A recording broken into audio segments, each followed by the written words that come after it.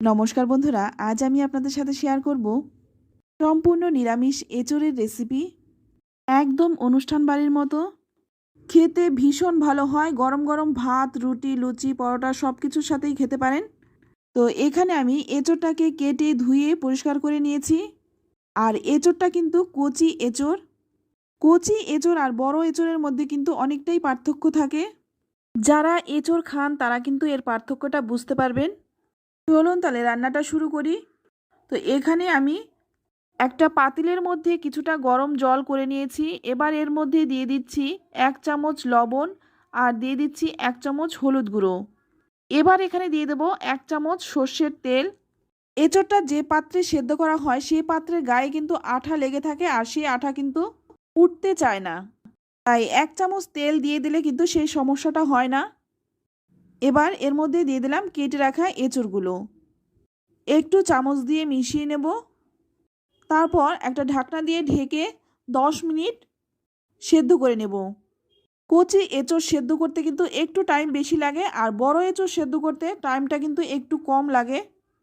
তো এঁচোড়টা দেখুন সেদ্ধ করে নামিয়ে নিলাম। তো খুব বেশি সেদ্ধ করিনি, হালকাভাবেই সেদ্ধটা করে নিয়েছি। রান্নাটা করার জন্য প্রথমে একটা মশলা তৈরি করব, তাই একটা মিক্সিং জারের মধ্যে নিয়ে নিচ্ছি 3-4 টুকরো আদা আর 3টে কাঁচা লঙ্কা। ঝালটা নিজেদের স্বাদ অনুযায়ী দেবেন। নিয়ে নিলাম একটা টমেটো আর 3টে এলাচ আর 3-4 টুকরো দারচিনি। আর নিয়ে নিচ্ছি 4-5টা চিনে বাদাম, এখানে আপনারা কাজু বাদামটাও নিতে পারেন। এবার নিয়ে নিলাম 10 থেকে 12টা কিশমিশ। তারপর মিহি একটা পেস্ট বানিয়ে নিলাম। মশলাটা তৈরি হয়ে গেল। এবার অপর দিকে কড়াই গরম করে নিয়ে এর মধ্যে দিয়ে দিচ্ছি সাদা তেল। রান্নাটা আমি সাদা তেলেই করছি, আপনারা সর্ষের তেলেও করতে পারেন। তেলটা গরম হয়ে গেলে এখানে আমি কিছুটা আলু কেটে নিয়েছিলাম, আর আলুগুলোও কিন্তু এঁচোড়ের মতো করেই কেটেছি। এবার আলুগুলো ভেজে নেব। একটু নেড়েচেড়ে নিয়ে এর মধ্যে দিয়ে দিচ্ছি সামান্য একটু লবণ আর দিয়ে দিচ্ছি হলুদ গুঁড়ো। লবণ আর হলুদ গুঁড়োটা দিয়ে আলুগুলো খুব ভালো করে ভেজে নেব।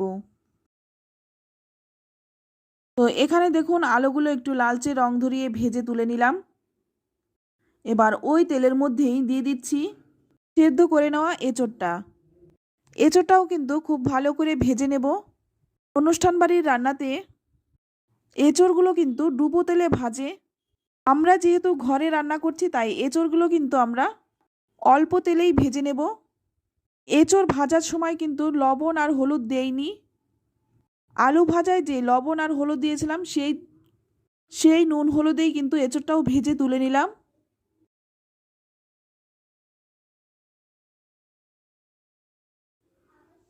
তো সম্পূর্ণ এঁচোড়টাই কিন্তু তুলে নিলাম। এবার ওই তেলের মধ্যেই ফোড়নে দিয়ে দিচ্ছি 1/2 চামচ গোটা জিরে, একটা তেজপাতা ছিঁড়ে দিলাম আর 2টো এলাচ আর 3-4 টুকরো দারচিনি। ফোড়নটা একটু ভেজে নেব। ফোড়ন থেকে যখনই মিষ্টি একটা গন্ধ বেরোতে শুরু করবে তখনই এর মধ্যে দিয়ে দিলাম আগে থেকে বানিয়ে রাখা যে মশলা, সেই মশলাটা দিয়ে দিলাম। আর মিক্সিং জারটা ধুয়ে সামান্য একটু জলও এর মধ্যে দিয়ে দিলাম। এবার কিন্তু মশলাটা খুব ভালো করে কষিয়ে নেব। আর মশলা যদি ভালো করে কষানো হয় রান্নার স্বাদও কিন্তু অনেকটাই বেড়ে যায়। তাই মশলাটাকে কিন্তু আগে ভালো করে কষিয়ে নিতে হবে। দেখুন যেই জলটা মশলায় দিয়েছিলাম সেই জলটা শুকিয়ে গেছে। এবার এর মধ্যে কিছু গুঁড়ো মশলা দেব। তাই প্রথমেই দিয়ে দিলাম 1 চামচ জিরে গুঁড়ো, 1 চামচ দিয়ে দিলাম ধনে গুঁড়ো, 1 চামচ কাশ্মীরি লঙ্কার গুঁড়ো, 1 চামচ হলুদ গুঁড়ো আর দিয়ে দিচ্ছি স্বাদ মতো লবণ। লবণটা কিন্তু একটু বুঝে দেবেন, যেহেতু আলু ভাজার সময় লবণ দিয়েছিলাম। এবার এই মশলাগুলোও কিন্তু ভালো করে কষিয়ে নেব।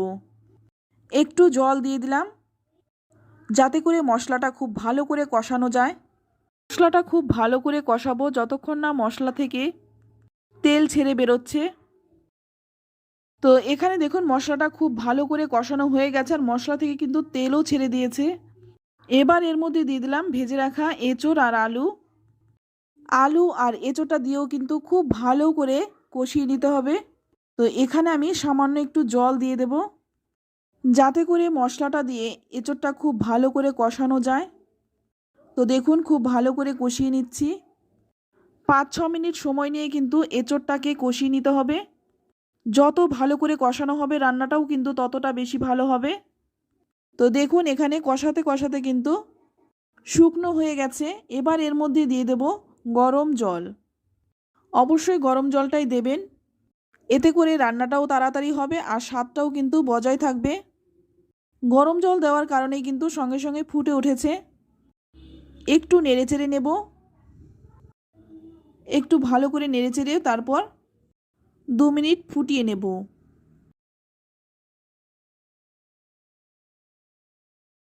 2-3 মিনিট ভালো করে ফুটিয়ে নেওয়ার পর এবার গ্যাসের আঁচটা একটু কমিয়ে দিয়ে একটা ঢাকনা দিয়ে ঢেকে আরও 5-6 মিনিট রেখে দেব। 6 মিনিট পর দেখুন ঢাকনাটা খুলে নিয়েছি। এবার এর মধ্যে দিয়ে দিচ্ছি 1 চামচ চিনি। চিনিটা দিলে রান্নার স্বাদটা কিন্তু ব্যালেন্স হয়।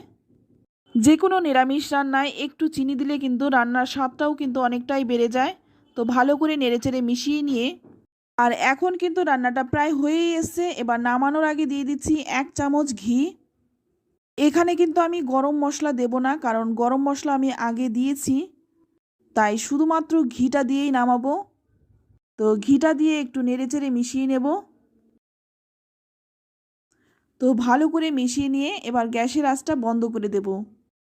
বন্ধ করে একটা ঢাকনা দিয়ে ঢেকে স্ট্যান্ডিং টাইম রেখে দেব 10 মিনিট। 10 মিনিট পর দেখুন ঢাকনাটা খুলে নিচ্ছি। রান্নাটা কিন্তু একদম রেডি। দেখুন দেখতে কতটা সুন্দর হয়েছে, খেতেও দুর্দান্ত হয়। ঘরোয়া মশলায় একদম অনুষ্ঠান বাড়ির মতনই। তো রেসিপিটি ভালো লাগলে লাইক, কমেন্ট, শেয়ার করবেন। চ্যানেলে নতুন হয়ে থাকলে চ্যানেলটা সাবস্ক্রাইব করে নেওয়ার অনুরোধ রইল। আর এটা কিন্তু আপনারা গরম গরম ভাত, রুটি, পরোটা সব কিছুর সাথেই খেতে পারেন। তো আজ এই পর্যন্তই। আবারও নিয়ে আসবো অন্য কোনো নতুন রেসিপি। সকলেই ভালো থাকবেন, সুস্থ থাকবেন। ধন্যবাদ।